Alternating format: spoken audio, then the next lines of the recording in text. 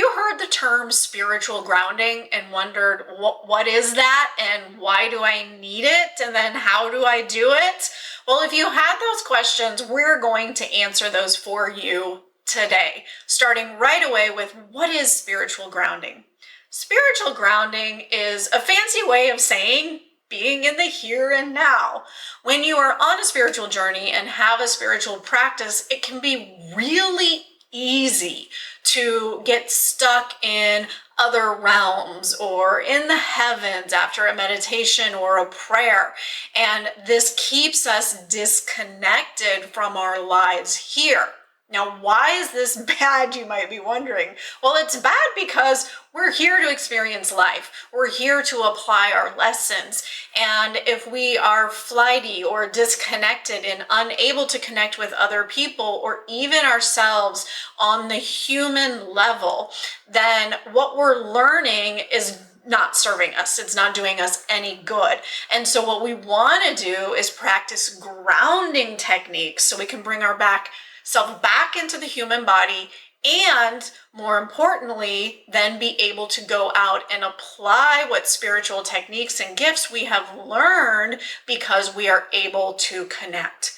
Now, one group that really struggles with staying grounded is empaths. And that is because we are always grabbing other people's energies. And so it's really hard for us to stay present and in the now. And that's what grounding is. Ultimately is staying present in your own body and in your own area. So by grounding, you bring yourself back to you. You can better function in the world and better help other people. So now that you know what it is and why you want to do it, let's talk about how to do it. I am going to share with you 4 ways that I personally use to help stay grounded. The first is really easy. You can do it anywhere, and that is breath work. By paying attention to the ins and outs of your breath, you are immediately pulling yourself back into the now. It is, in my opinion, one of the easiest and quickest mindfulness techniques to allow yourself to be fully present. You don't have to do a specific in and out count if you don't want to. Just focus on watching the breath. Watch it flow in, watch it flow out. Now you might be saying, how do I watch it? Just feel how it goes down. So as you're inhaling, where do you feel tension? Where is it going in the body? Be with the breath. Now, the second thing that you can do, you can actually do with the breath work. As you might have just guessed, as I was saying, the second thing is body scan.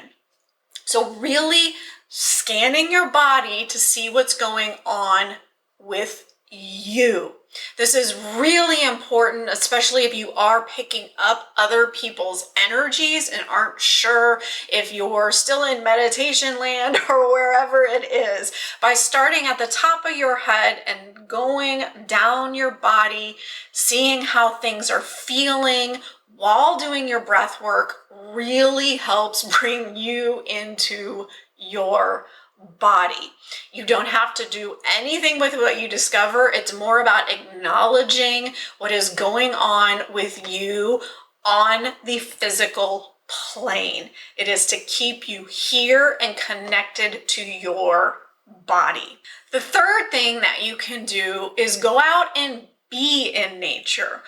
Be amongst the trees, sit in the grass, do anything outside, walk on the beach. Because we want to remember the ultimate goal of spiritual grounding is that we are bringing ourselves into the here and now and connecting to earth.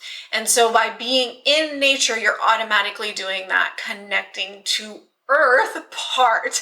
And then you can even layer on the breath work or even a body scan. So if you want to go outside, maybe even sit on your porch, look at the trees, the birds, anything that's around you while watching your breath and really being in the present moment, noticing the sounds that are around you brings you back to the present moment. Now, the fourth thing that I like to do, and I left it for the end, is because it might seem counterintuitive, and that is meditation. I know I have said that we have to come back from our meditation and from our spiritual space, but there are certain types of meditation that will help you in grounding, and that is huge. So, what types are those? To me, there's two different types of meditation that will help you ground. The first is a nature visualization. If you can't get outside because of where you live or the weather or whatever the reason is, doing a visualization of you walking on the beach or walking in a field will really help ground you to earth. The other type of meditation is where you're going to center yourself. And centering can be multiple fold. It can be focusing on the breath. It can be tuning into the body scan or balancing out your chakras.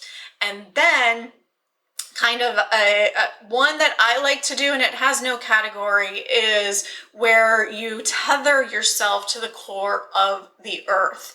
This is really great if you astral travel or are an empath who tends to be able to connect to other realms. By tethering yourself to the ground after doing a centering practice really helps you stay grounded even further. So hopefully those will help you stay grounded. If you want more information on grounding, the different types of grounding besides for spiritual grounding, I have a link in the description to an article I have on my website that covers all the different types of grounding and different practices that I haven't mentioned here, and a link to a meditation that will actually help you do the grounding. It is also here on YouTube, so I'll put the link in the description below for that exact meditation. Thank you so much for joining me today. If you enjoyed this, I would greatly appreciate a like, and don't forget to subscribe so you know when I do put out a new video. I do not do videos on a regular schedule, so make sure you click subscribe and hit the bell so that you don't miss out on the next video.